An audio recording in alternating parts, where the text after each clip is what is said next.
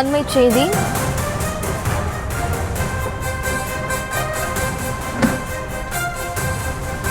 ஹோசூரில் அதிமுக எம்எல்ஏக்கள் 3 பேர் சாலை மறியல் போராட்டத்தில் ஈடுபட்டுள்ளனர்.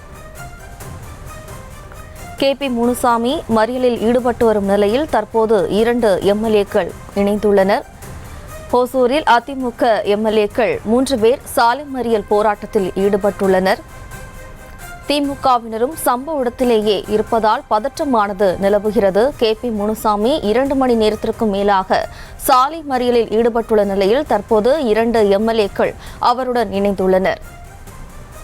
கூடுதல் விவரங்களோடு நமது செய்தியாளர் ஆனந்த் பாபு இணைகிறார். வணக்கம் ஆனந்த் பாபு, கள நிலவரம். வணக்கம் ஜெயஸ்ரீ.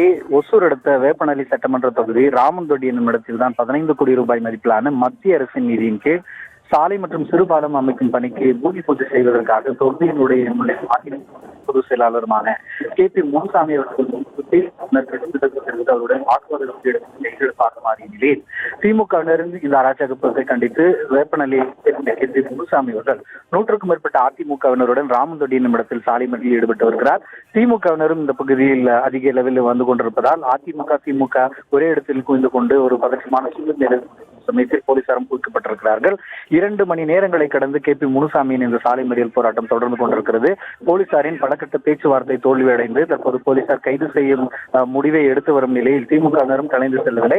அதிமுகவினரும் அதிக அளவில் வர தொடங்கியிருக்கிறார்கள். இந்த நிலையில் KP முனுசாமியின் சாலை மறியல் போராட்டத்தில் கிருஷ்ணகிரி சட்டமன்ற உறுப்பினர் அசோக்குமார் மற்றும் ஊத்தங்கரை சட்டமன்ற உறுப்பினர் தமிழ்ச்செல்வன் அதிமுகவை சேர்ந்த KP முனுசாமி உட்பட 3 அதிமுக எம்எல்ஏக்கள் தற்போது இந்த சாலை மறியல் போராட்டத்தில் ஈடுபட்டு வருகிறார்கள். ASP, ADSP, DSP உள்ளிட்ட உயர் அதிகாரிகளுடன் போலீசார் குவிக்கப்பட்ட போதும் இந்த பகுதி பதற்றமான சூழலை நிலவி வருகிறது. விவரங்களுக்கு நன்றி ஆனந்த் பாபு. செய்திகளை உடனுக்குடனும் துல்லியமாகவும் தெரிந்து கொள்ள சப்ஸ்கிரைப் பண்ணுங்க.